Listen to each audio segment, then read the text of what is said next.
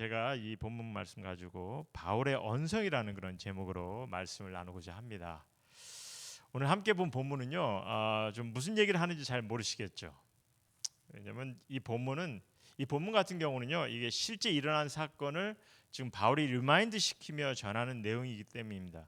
그러니까 분명 갈라디아 교회 성도들은 이게 무슨 내용인지는 알아요, 이해를 합니다. 하지만 왜냐하면 저들은 직접 목격을 했기 때문에. 하지만 이제 저희는 정확히 알 수가 없는 거죠. 뭐 어떻게 합니까? 본문의 배경을 아예 무시하고 그냥 듣기 좋은 것만 그냥 포장만 하면 되겠습니까? 그래서 만일 이렇게 전하면 어떨 것 같아요? 그러니까 14절 15절 말씀 보니까 그런 얘기하죠. 14절 15절 말씀 보니까 오직 너희를 오직 나를 하나님의 천사와 같이 또는 그리스도 예수와 같이 영접하였도다. 너희의 복이 지금 어디 있느냐? 내가 너에게 증언하노니 너희가 할 수만 있더라면 너희의 눈이라도 빼어 나에게 주었으리라. 이렇게 전하고 있으니까 성도님들은 이제 앞으로 사역자들을, 목회자들을 하나님의 천사와 같이 또 예수와 같이 잘 영접하셔야 합니다. 그래서 눈이라도 빼어줄 수 있는 그런 헌신을 여러분이 보이신다면, 열심히 섬기신다면 여러분은 복을 받으실 거예요. 하늘의 큰 복을, 큰 상금을 받으실 것입니다. 뭐 이렇게 전하면 어떻겠어요? 괜찮겠습니까? 아니죠. 이건 어떻습니까? 우리 19절 말씀 보시면 19절 보면은 너희 자녀들아 너희 속에 그리스도의 형상을 이루기까지 너희를 위하여 해산하는 수고를 하노니. 지금 이제 바울이 이렇게 좀 해산하는 수고를 하고 있다고 전하고 있는데, 그래서 우리가 이제 한 영혼이 그리스도의 형상을 이루기까지 우리는 전심으로 뭐 어떤 고통도 견디고 감수하면서 우리가 수고해야 한다. 한 영혼의 한 영혼을 바라보면서 우리가 그들을 사랑해야 된다. 뭐 이렇게 한 영혼이 그리스도의 형상을 이루기까지 우리가 그를 위해서 전심을 다한다. 이렇게 풀어가는 것은 어떻습니까? 사실 이렇게 전하는 경우가 참 많은데요. 듣기에는 뭐 이렇게 나쁘진 않죠. 근데 사실 이 19절 말씀이 지금 제가 방금 설명한 그런 의미도 담고 있다고 볼 수도 있지만, 이 구절은요 바울의 어떤 뭐 의지적 다짐보다는, 바울이 뭔가 그들 위해서 뭔가 하겠다는 의지적 다짐보다는 바울이 좀 분에 찬, 그래서 나름 안타까운 심정을 담고 있는 그런 말씀입니다. 무슨 말이냐면요, 지금 바울은요 지금 갈라디아 교회 성도들에게 저들이 그리스도의 형상에 이르기까지 내가 앞으로 어떤 고통도 참아내는 그런 희생을 감수하겠다는 그런 힘을 더하는 말씀보다는, 지금 바울은요 지금 안타까운 마음에 지금 호소 비슷한 말을 전하고 있어요. 이런 얘기죠. 그러니까 제가 다시 좀 설명을 드리면 지금 이렇게 얘기하고 있습니다. 갈라디아 교회 성도들아, 너희는 나의 자녀들이야. 그러니 너희 속에 그리스도의 형상을 이루기까지 이게 필요한데, 이제 내가 다시 한번 너희를 위해서 좀 해산의 고통 같은 그 고통이라도 다시 감당해야 될 것 같다. 이거를 너희가 좀 알아줬으면 한다. 이런 얘기죠. 그래서 20절에 보시면요, 20절에 보면 내가 이제라도, 그러니까 이제라도라는 것이 아직 늦지 않았다는 거죠. 이제 새롭게라도 너희와 함께 있어 내 언성을 높이려 함은, 이게 19절에 한 말씀입니다. 지금 이렇게 너희를 위해 해산하는 수고를 다시 해야 될 상황이 됐는데, 이런 언성을 높일 정도로 내가 이렇게 하기를 원하는 것은 뭐냐면 너희에 대하여 의혹이 있음이라, 이렇게 얘기합니다. 그러니까 저들의 신앙관이 흔들리고 있다는 거죠. 잘못된 가르침을 쫓아가려고 있기 때문에 이제 저들이 다시 그리스도의 형상에 이르기까지 내가 다시 한번 해산의 고통을 참아내는, 그런 힘든 고통을 참아내면서까지 내가 다시 고통을 겪어야 되지 않겠느냐, 이제 이런 의미로 얘기를 하는 겁니다. 사실 그래서 본문 말씀은요 여기서 시작이 되었으면 합니다. 오늘 저희 가르침이 한마디로 바울의 감정이 이입된, 좀 흥분을 참아내면서 전하는 말씀, 여기서 시작이 되었으면 합니다. 그러니까 바울 서신을 보시면은 바울은 이렇게 때로는 감정에 차서 때로는 이렇게 분을 토하는, 또 실망을 이렇게 표하는 그런 본문들이 있는 것을 봐요. 바울은요. 그래서 이제 베드로는 우리가 좀 이렇게 다급한 성격을 갖고 있는 것을 우리가 또 복음서를 통해서 우리가 알 수가 있습니다. 하지만 이 바울은 좀 그래서 욱하는 성격의 소유자가 아닌가 그렇게 주장하는 일도 있어요. 좀 욱하는 그런 면이 없지 않아 있는 것 같아요. 그래도 하나님께서는 그런 성격의 소유자도 귀히 쓰시고 있죠. 사실은 사람의 성격은 쉽게 변하지 않는 것 같아요. 하지만 중요한 것은 어떠한 성격을 갖고 있어도 이게 말씀을 통해서 믿음 안에서 주님을 섬기고 따르고 또한 그리스도의 형상을 이루어가는, 즉 주님을 닮아가는 그런 인격의 변화를 경험하는 것이 사실 중요한 거죠. 어쨌든 지금 바울이 지금 흥분을 참아내며 좀 감정에 이입되어 말씀을 전하고 있는데 무엇 때문인지 무엇을 위해서인지 이를 좀 말씀을 통해 나눴으면 합니다. 왜냐하면 지금 흥분할 만큼 아주 심각한 것을 다루고 있잖아요. 그러니 어떠한 것에 그 심각성을 보이는지 우리가 좀 바로 본다면 우리 신앙도 나름대로 점검해보고 좀 검증해 볼 수 있는 거죠. 자, 그럼 본문 말씀을 좀 보겠는데요. 보시면 지금 바울이 좀 심각성을 가지고 갈라디아 교회 성도들에게 부탁을 하고 있는 것인데, 근데 그 부탁하기 전에 먼저 이 갈라디아 교회 성도들이 이제 바울과 그 전에 함께 공유했던 그 경험들을 또한 바울이 이를 상기시키는 부분이 있습니다. 어떤 것인지 무슨 목적이었는지 이를 좀 먼저 보기로 하죠. 12절 후반부터 15절 말씀입니다. 12절 후반부터 보면은 너희가 내게 해롭게 하지 아니하니라. 내가 처음에 육체의 약함으로 말미암아 너에게 복음을 전한 것을 너희가 아는 바라. 너희를 시험하는 것이 내 육체에 있으되 이것을 너희가 업신여기지도 아니하며 버리지도 아니하고 오직 나를 하나님의 천사같이 또는 그리스도 예수같이 영접하였도다. 너의 복이 지금은 어디 있느냐?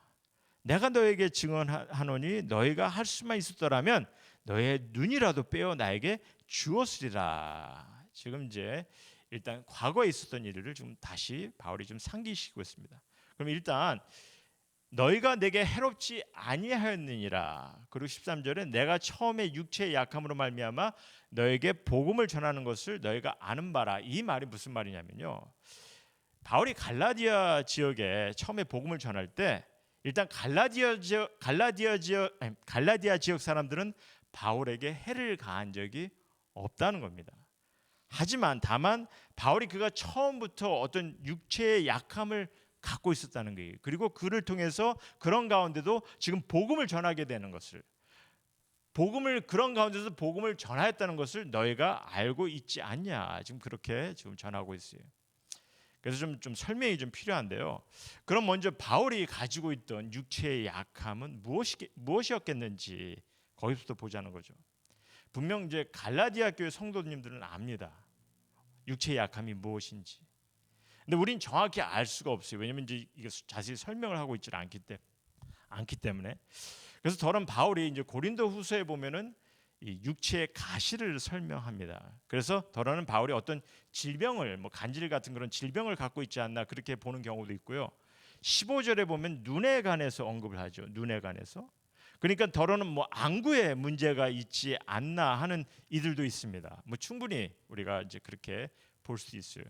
그런데 우리가 이제 사도행전 여러분들 14장을 보시면 제가 그냥 간단하게 설명할게요. 사도행전 14장에 보면요, 바울이 갈라디아 지역에 가서 복음을 전하는데 먼저 이 발을 쓰지 못하는 사람을 고쳐줍니다. 바울이.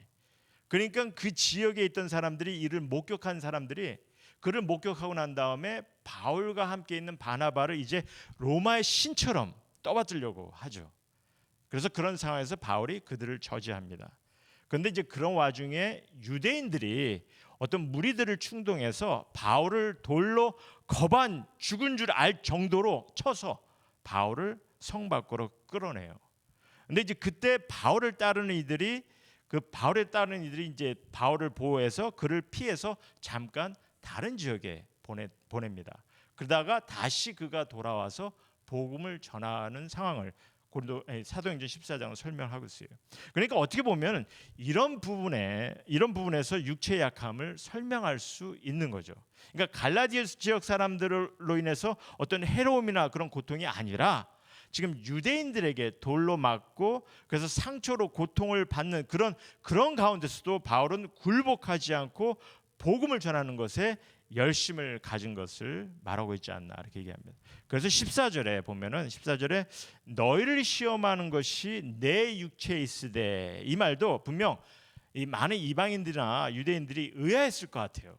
왜냐하면 발을 못 쓰는 사람을 지금 고칠 정도로 그렇게 능력과 기적을 행한 사람인데, 그것도 같은 민족인 유대인들을 통해서, 같은 민족인 유대인들이 지금 바울을 배척하고 지금 돌로 쳐 죽이로까지 하였다는 거죠. 그러니까 분명 사람들이 의심을 갖겠죠. 뭐라고 했겠습니까? 뭘 잘못했길래 지금 같은 종족들에게 배척을 당하고 돌매질을 당하냐고. 이제 그게 시험이 될 수가 있는 겁니다. 바울에게는. 또 발을 못 쓰는 그런 사람까지 고친 그런 놀라운 능력을 행했는데 왜 정작 스스로는 아무 힘 없이 그렇게 당하냐고. 이런 생각들이 시험이 될 수 있는 거죠. 하지만 그런 가운데에도 지금 바울은 이제 복음을 전하는 데 있어서 복음의 능력을 경험하게 됩니다. 아마 그래서 많은 이들이 이 바울이 그렇게 박해와 그런 고통을 당하면서도 굴복하지 않고 복음을 전하는 것에 그 열정에 분명 복음에는 뭔가 있나 보다 하고서 많은 이들이 또 복음을 받아들이고 복음의 진리를 받아들였을 것 같이 우리가 볼 수가 있는 거죠. 그러니 이제 저들은 지금 바울이 지금 전한 대로 14절을 보면은 너희를 시험하는 것이, 이제 14절에 그런 얘기하죠. 너희를 시험하는 것이 내 육체에 있으되 이것을 너희가 업신여기도 아니하며 버리지도 아니하고 오직 나를 하나님의 천사와 같이 또는 그리스도 예수와 같이 영접하였도다. 너희의 복이 지금은 어디 있느냐? 내가 너희에게 증언하니 너희가 할 수만 있었다면 너희의 눈이라도 빼어 나에게 주었으리라. 즉 그 정도로 처음에는 바울의 복음을 받은 이들이 이 바울이 교회를 세우는데 함께 일조했다는 겁니다.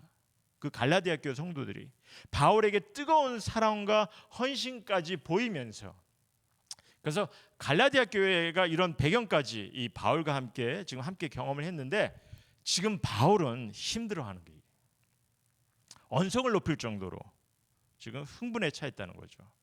그럼 무엇 때문이겠는지,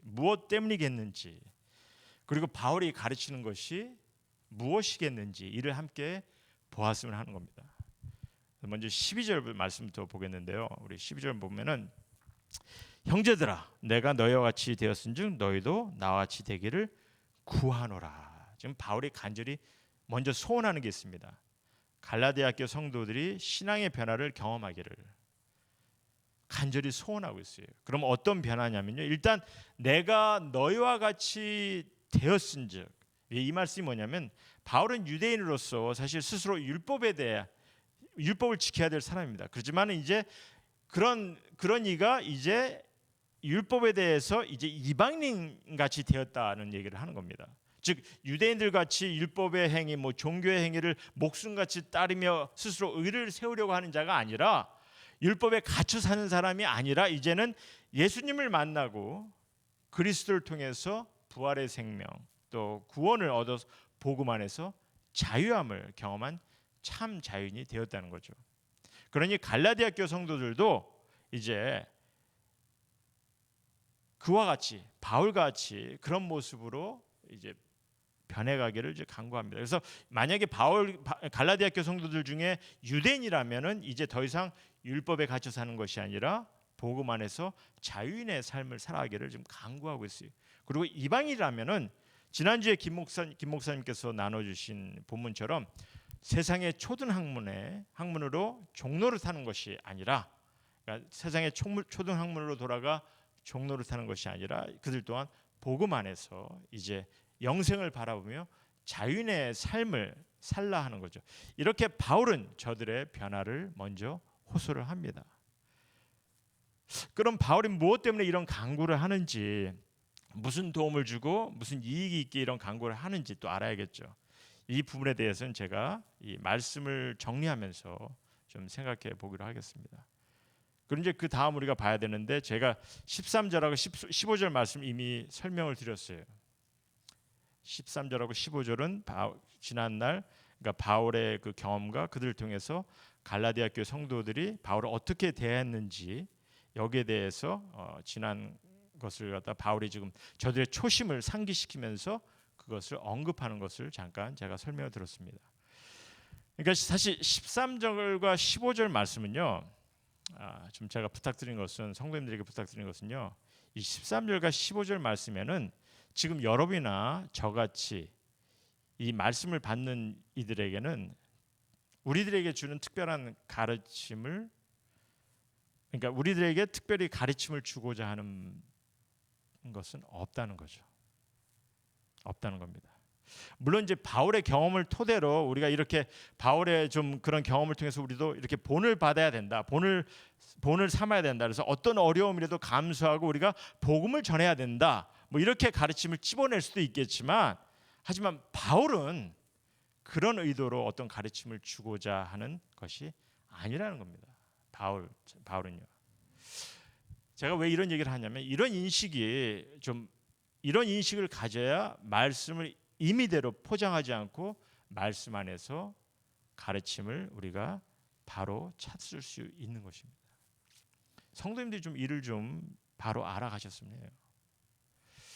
물론 저의 이런 관념, 이런 그 겉면에 더러 이제 우리 뭐 한마음교회 성도님들은 아니겠지만 보통 이 전통적인 그런 가르침에 익숙한 성도님들은 더러는 저 이런 겉면을 받아들이지 않으시려고 할 때가 많을 거예요.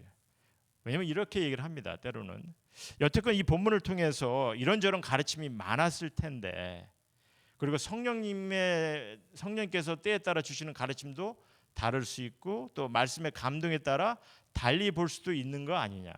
근데 왜 꼭 우리가 말씀을 전하는 이의 의도를 중요시 해야 하냐고 그렇게 얘기하면서 아마 저의 권면을 중요시 여기지 않으신 분도 있을 거예요. 아예 무시하시는 분들도 계실 겁니다. 뭐 그럼 저도 어떻게 할 수는 없고요, 사실은. 하지만 사실 바울이 이제 16절에 이런 말씀을 하는데, 우리 16절은 뭐라고 합니까? 그런즉 내가 너에게 참된 말을 함으로 원수가 되었느냐라고 말을 합니다.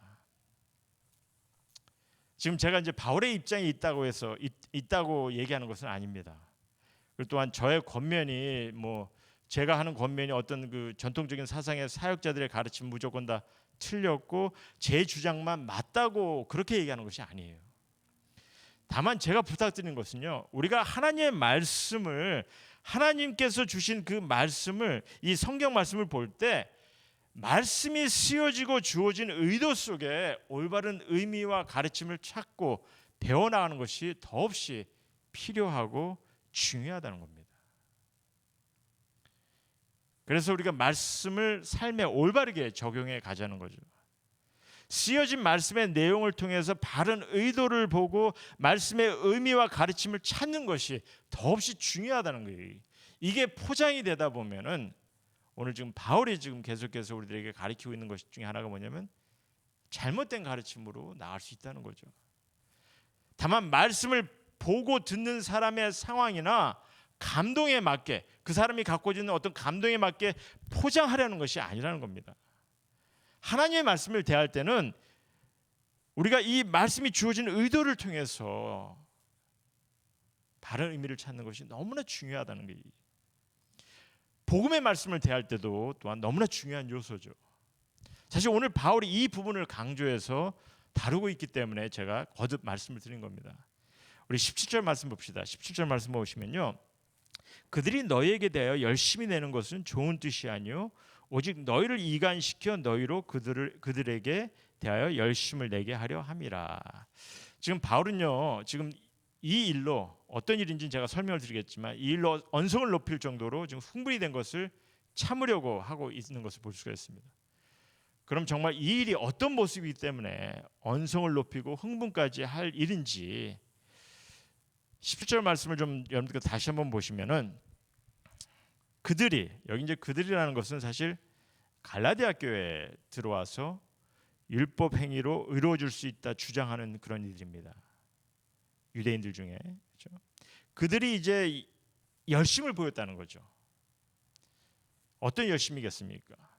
아마 열심히 예배에 참석하고 열심히 기도하고 뭐 열심히 섬기고, 참 좋은 거죠, 사실. 어떻게 보면 열심히 헌금도 하고 열심히 금식도 하고 뭐 열심히 모든 그 나날들을 다 지키고 얼마나 좋은 겁니까? 그런데 바울은요, 저들의 이런 열심이 좋은 뜻이 아니라 이렇게 단정을 짓습니다. 왜 그렇습니까? 저들의 열심에 대한 다른 목적 때문이죠. 어떤 목적? 성도들을 이간시켜, 그렇게 얘기합니다. 즉 이간이라는 말이 뭐냐면 잘못된 가르침에 빠지게 하는 거예요. 이게 잘못된 가르침에 빠지게 하는 거예요. 그래서 성도들이 이제는 저들에 대해서, 그래서 그 잘못된 가르침에 빠져서 이제 성도들이 이제 누구에 대해서 열심히 합니까? 저들에 대해 열심을 내게 하려 하였다는 겁니다. 이게 어떻게 잘못된 것인지, 어떤 모습이기에 바울이 지금 언성을 높이고 흥분까지 하게 할 일인지 어떻게 생각하십니까? 우리 한마음교회 성도님들은요. 여러분들 신앙생활에서 열심을 갖고 열심을 보이는 거 좋은 거잖아요, 사실. 열심을 갖고 서로 섬기고 열심을 갖고 하나님의 공동체를 세우는 거 좋은 거잖아요. 그래서 사실 바울도 이 부분은 동의를 합니다. 18절에 보시면요, 18절에 뭐라고 해야죠? 좋은 일에 대하여 열심으로 사모함을 받으면 내가 너희를 대하였을 때뿐만 아니라 언제든지 좋으니라, 그런 얘기예요. 그러니까 열심을 가지고 서로 섬기고 서로 사랑을 나누는 것은 언제든지 좋은 거죠, 사실. 그리고 이런 열심은 19절의 말씀처럼 우리 안에 그리스도의 형상을 이루어가는 그런 모습이 되는 거예요, 사실.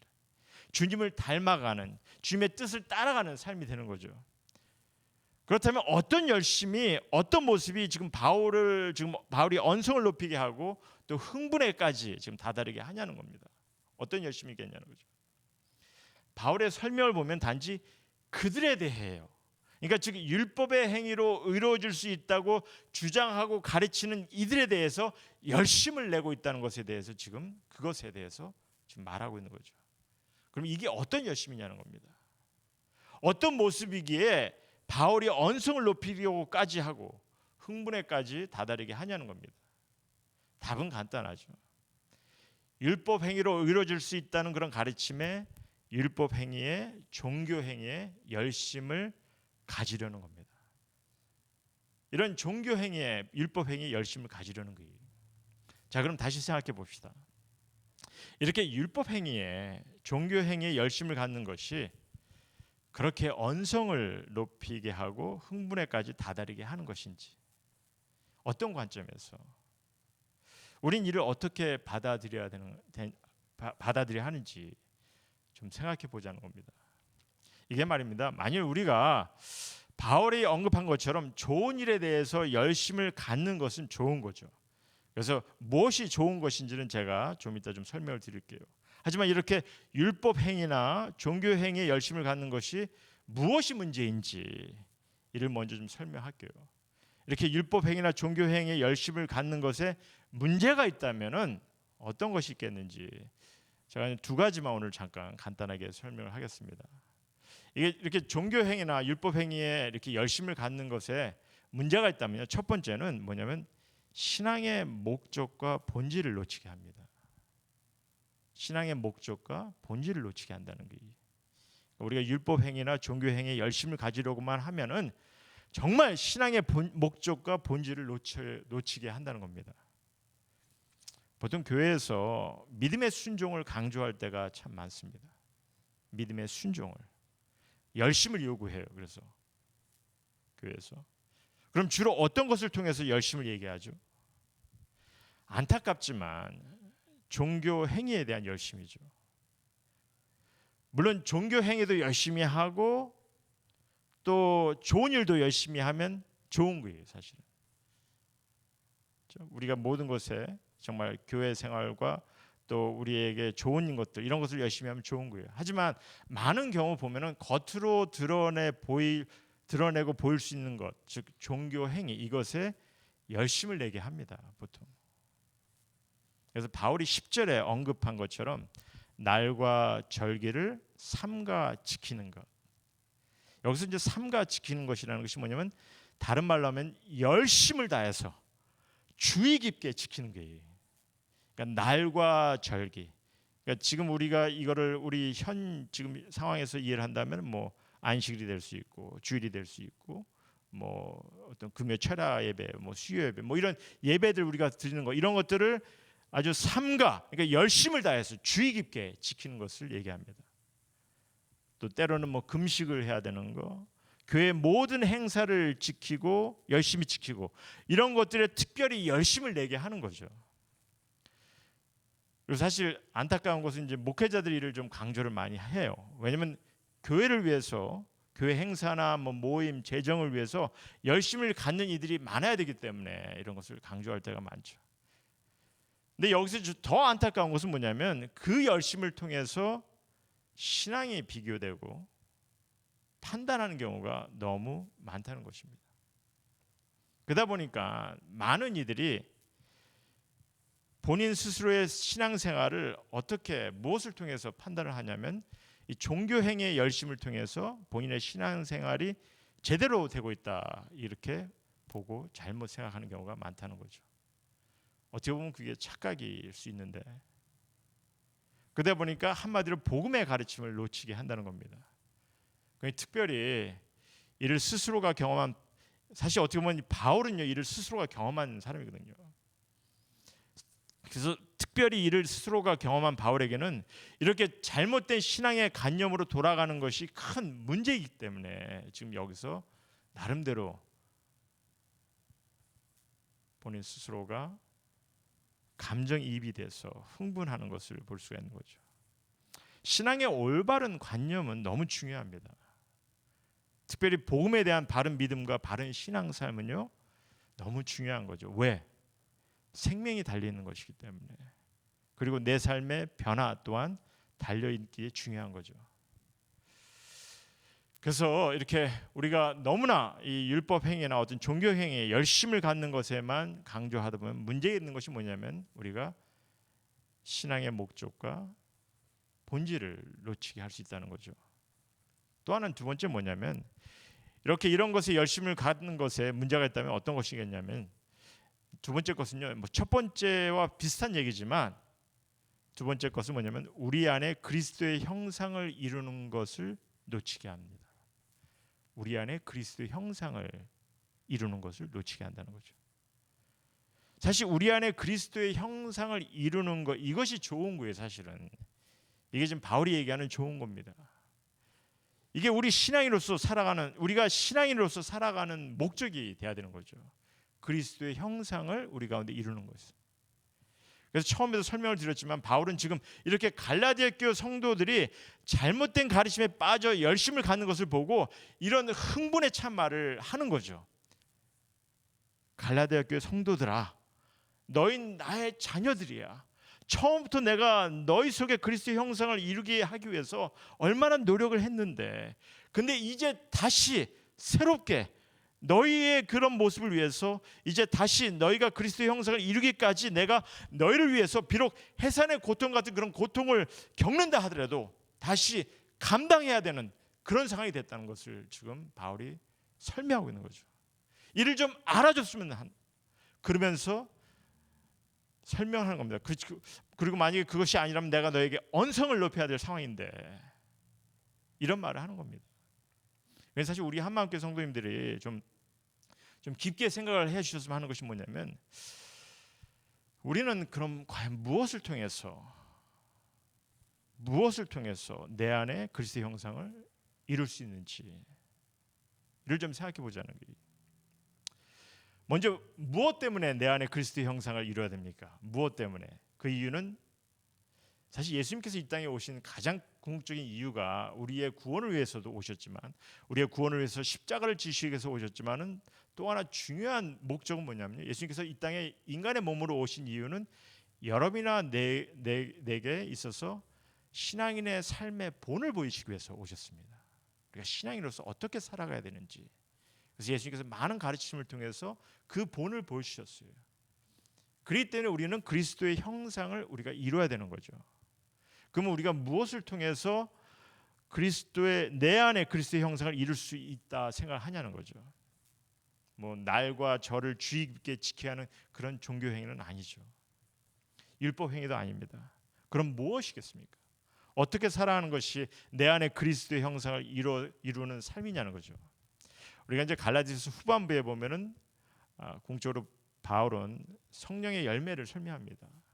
성령의 열매를 통해서 우리가 그리스도의 형상을 이루는 기본적인 그런 모습이 될 수가 있는데, 근데 우리가 제가 몇 가지 저 나름대로 오늘 여러분들에게 나누고 싶은 것은요, 내 안에 그리스도의 형상을 이루는 삶은 우리 안에 주님의 사랑이, 주님의 섬김이, 주님의 희생이, 하나님의 의가 묻어나야 되는 거예요.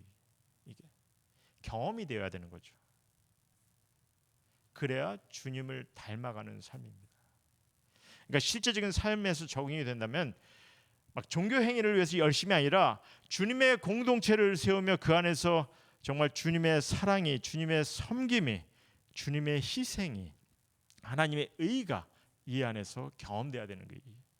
서로의 관계 속에서 주님의 가족을 세우며 뿐만 아니라 여러분이 세우는 그런 많은 관계 속에서도 정말 그 관계 속에서도 이런 사랑이, 이런 섬김이, 이런 희생이, 이런 의가 실제적으로 경험이 되고 행해져야 되는 겁니다.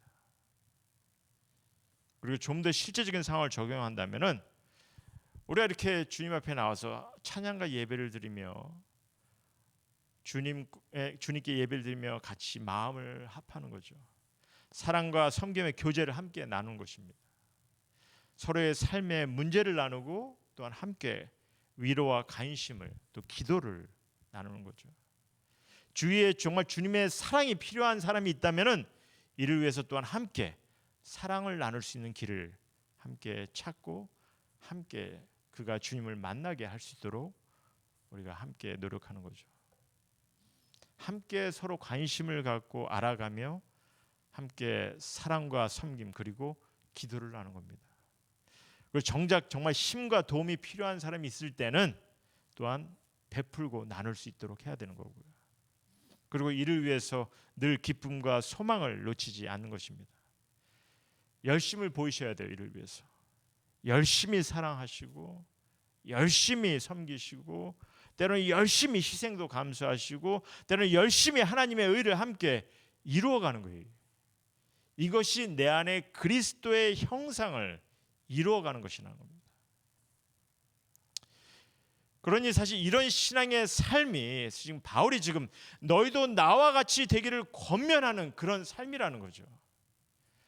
정말 우리가 율법 행위나 종교 행위에 갇혀 사는 것이 아니라 열심을 보여만 하는 그런 부담감과 잘못된 그런 생각에 젖어 사는 것이 아니라 정말 신앙의 자유함 속에서 내 안에 그리스도의 형상을 이루어가기 위해 열심을 갖는 삶, 이런 삶이 바울이 권면하기를 너희도 나와 같이 되기를 구하는 그런 삶이라는 거죠.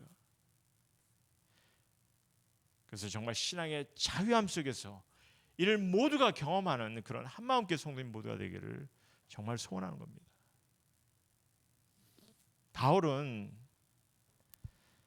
나름대로 흥분된 모습을 참아가면서 내가 너희에게 언성을 높일 것을 참아가면서 지금 갈라디아 교회 교인들에게 권면하고 있습니다. 저들의 열심히 있는 것을, 사실 어떻게 보면 열심히 있는 거 좋은 거잖아요. 우리는 누군가가 열심히 있다면 무조건 응원하려고 하고 나름대로 그것을 갖다가 높이려고 합니다.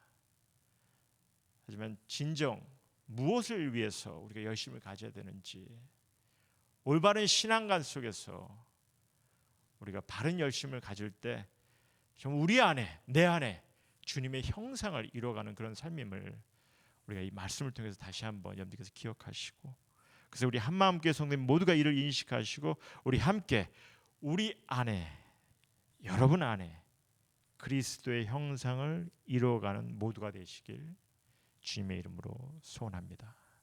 기도하시겠습니다. 주님 감사합니다.